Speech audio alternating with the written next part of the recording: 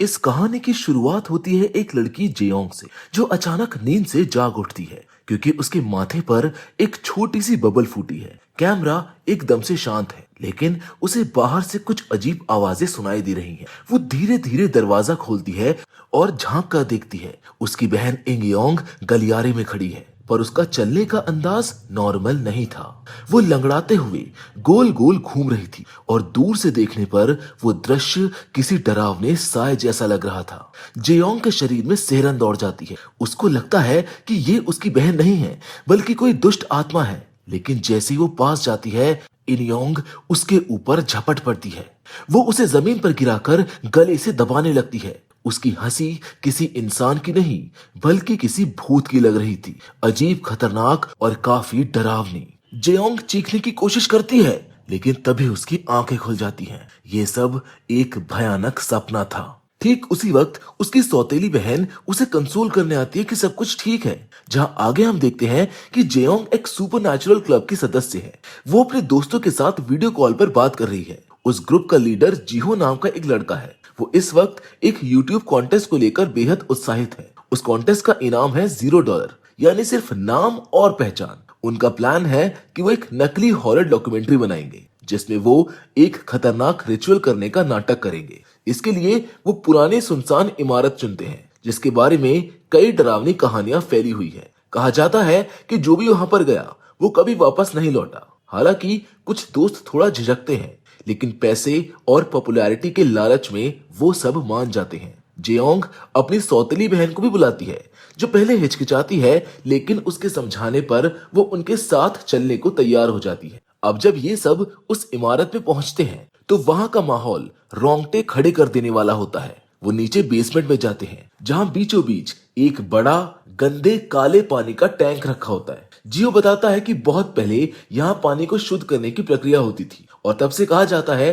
कि इस पानी में कई आत्माएं फंस गई हैं। वो पानी ज्यादा गहरा नहीं है, लेकिन आत्माओं की वजह से वो ज्यादा गहरा दिखता है। हालांकि ये वीडियो नकली बनाने का था, पर फिर भी असली पर लाने के लिए जीहो सबको कहता है कि वो अपनी अपनी इच्छाएं या सवाल कागज पर लिख दे, जिन्हें आत्माओं से पूछा जाएगा। अब सब सहमत हो जाते हैं, लेकिन जेयोंग के मन में कुछ और ही चल रहा होता है। वो कहती कि क्यों ना इसके बारे में सच आजमाया जाए। अगर कुछ हुआ तो ये सबसे बड़ा सबूत होगा, और अगर नहीं तो हमारा नकली वीडियो वैसे ही बन जाएगा। जियो मान जाता है और जेयोंग असली रिचुअल की तैयारी शुरू करती है। अब उन्हें एक वेसल चाहिए, यानी ऐसा व्यक्ति जिसके शरीर में आत्मा प्रवेश कर सके। जेयोंग की बहन खुद आगे बढ़ती है और वेसल बनने की जिम्मेदारी लेती है। अपनी बहन की हिम्मत देखकर जेयोंग उसे एक एंकलेट उपहार में देती है। उसकी बहन बहुत खुश होती है। ये पहला तोहफा था जो जेयोंग ने उसको दिया था। रात का माहौल तैयार है। सबने एक तारे का आकार का सर्कल बनाया है। हर कोई एक एक कोने में बैठा होता है,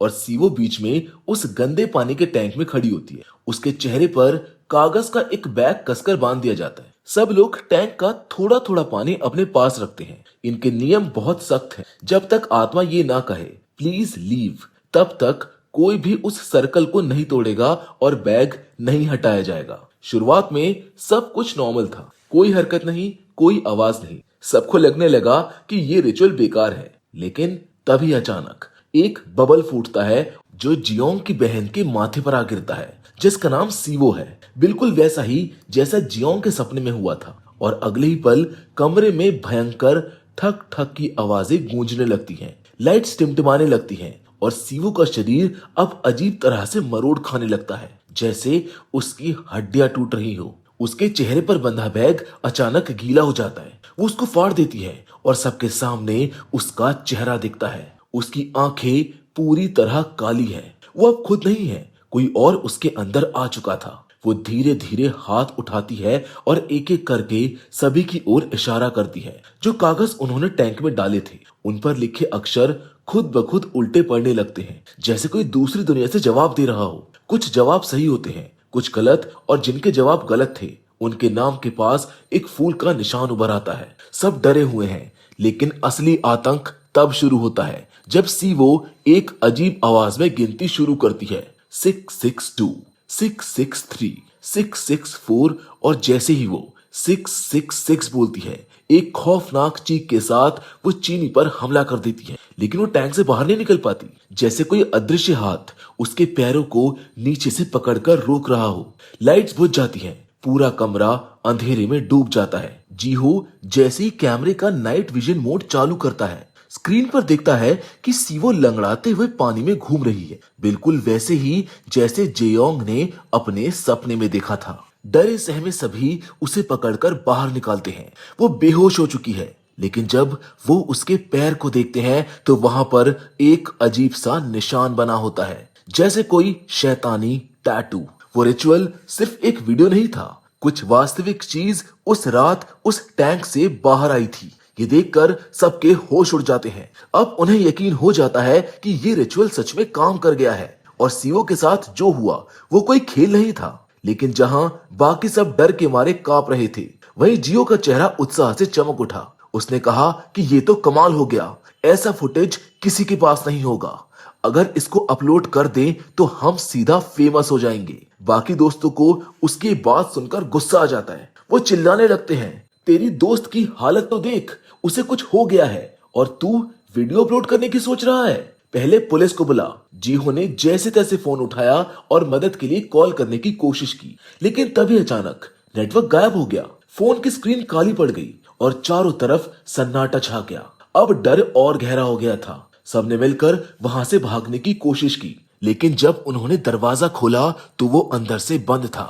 उन्होंने बेसबॉल बैट और लोहे की रॉड से दरवाजा तोड़ने की कोशिश की, मगर वो टस से मस नहीं हुआ। और तभी अचानक एक और लड़की के अंदर किसी और आत्मा का साया उतर आया। उसकी आंखें फटी की फटी रह गई, शरीर अजीब तरह से मरोड़ खाने लगा, जिसके बाद वो अपना सर बार बार दरवाजे पर मारना शुरू कर देती है, इतनी जोर से कि उसका खून बहने लगता है। फिर उसने हाथ में बैट उठाया और चिल्लाई कि मुझको मार दो अभी के अभी। सब दंग रह गए। जब किसी ने उसकी बात नहीं मानी तो वो उल्टा सीवो पर टूट पड़ी, जो पहले से ही वेसल में थी। बाकी दोस्तों ने उसको रोकने की कोशिश की, लेकिन माहौल पूरी तरह बेकाबू हो गया। डर के मारे जियो ने बैट उठाया और लड़की के सर पर जोर से वार कर दिया। एक ही झटके में वो लड़की वहां पर ढेर हो गई। वो मर चुकी थी। अब कमरे में सन्नाटा पसर गया था। सब लोग जियो की तरफ देख रहे थे। जियो हकलाते हुए बोलता है कि मैंने जानबूझकर नहीं मारा। तभी उसके एक दोस्त ने सच्चाई सामने रख दी। उसने बताया कि उसने उस लड़की की चिट देखी थी, जिसमें उसने आत्मा से ये सवाल पूछा था कि क्या मैं जीहो से बच पाऊंगी, और जवाब आया था नहीं। अब असली राज खुला। असल में वो लड़की अपने टीचर के साथ रिलेशनशिप में थी, और जब जीहो को ये बात पता चली तो उसने उनका वीडियो रिकॉर्ड कर लिया और उसे ब्लैकमेल करने लगा। जब लड़की तंग आ गई तो उसने जियो को धमकाया कि मेरे पास वो वीडियो और सारे चैट्स हैं, अब मैं पुलिस के पास जाऊंगी, वो मेरा नाम छुपा लेंगे, लेकिन वो तुझको नहीं छोड़ेंगे। इसी वजह से जीहो उससे नफरत करने लगा था, और शायद उसी के अंदर का गुस्सा इस वक्त बाहर आ गया था। अब सीन वापस प्रेजेंट में आता है। जीहो लगातार सफाई दे रहा है कि वो निर्दोष है कि तभी अचानक लाइट्स झपकने लगती है और कुछ ही सेकंड्स में जीहो गायब हो जाता है। और जब लाइट्स वापस आती है तो वो एक कोने में बैठा होता है, वो भी हाथ में चाकू लिए, और अगले ही पल वो पूरी तरह पागल हो जाता है, जो अपने दोस्त पर हमला कर देता है। लड़ाई के बाद वो सब मिलकर उसको रस्सियों से बांध देते हैं ताकि वो किसी और को नुकसान ना पहुंचा सके। लेकिन तभी जेयोंग कुछ नोटिस करती है। उसे एहसास होता है कि कुछ तो बहुत गलत हो गया है। वो रिचुअल की बुक उठाकर दोबारा पढ़ती है और समझती है कि उन्होंने रिचुअल अधूरा छोड़ दिया था। उन्होंने आत्मा से कृपया चले जाओ यानी कि प्लीज लीव नहीं कहा था, और यही उनकी सबसे बड़ी गलती थी। अब उनकी जिंदगियां बचाने का सिर्फ एक ही तरीका था, रिचुअल को दोबारा पूरा करना। लेकिन समस्या ये थी कि जियोंग की बहन सीवो जो वेसल बनी थी वो अब मर चुकी थी। उन्होंने उसकी लाश को उसी जगह रखा, और तभी कुछ अजीब हुआ। वो अचानक से जिंदा उठी। सीवो ने अपनी आंखें खोली और सबसे पहले उस लड़की की लाश की तरफ इशारा किया जिसने उसको मारा था। फिर एक एक करके बाकी सबकी तरफ उंगली उठाई। ऐसा लग रहा था कि रिचुअल अब दोबारा चालू हो गया है। सब कुछ नॉर्मल लग रहा था। वो सभी लोग अपने अपने स्थानों से धीरे धीरे सर्कल से बाहर निकलने लगे। तभी अचानक से सबके फोन बजने लगते हैं। नेटवर्क वापस आ गया था। सबने राहत की सांस ली और पुलिस को कॉल करा। लेकिन तभी जियो के एक दोस्त ने जियोंग को टेक्स्ट किया और अपने प्यार का इजहार किया। वो दोनों मुस्कुरा रहे थे। उन्हें लगा कि अब सब ठीक हो जाएगा, मगर अगले ही पल कमरे की सारी लाइट्स और कैंडल एक साथ बुझ जाती हैं। और जब कुछ सेकंड्स के बाद रोशनी लौटती है, जो नजारा उनके सामने होता है उसको देखकर उनके दिल दहल जाते हैं। जी हो अब आजाद था। उसने खुद को रस्सियों से छुड़ा लिया था। उसके चेहरे पर कोई भाव नहीं था। वो धीरे धीरे आगे बढ़ता है और एक ही झटके में अपनी गर्दन पर चाकू फेर लेता है। खून पूरे कमरे में फैल जाता है। कैमरा उसकी तरफ झुकता है और तभी सच्चाई सामने आती है। जीहो ने रिचुअल में जो सवाल लिखा था वो ये था कि क्या मेरा वीडियो 1 मिलियन व्यूज तक पहुंचेगा, और जवाब था हाँ। लेकिन ये वीडियो अब उनके जीवन का नहीं, उनकी मौत का आखिरी फुटेज बन चुका था। अब जैसे ही जीहो के दोस्त ने उसका फोन उठाया, स्क्रीन पर एक और चौंकाने वाला नजारा दिखा। उसका वीडियो पहले ही 1 मिलियन व्यूज पार कर चुका था।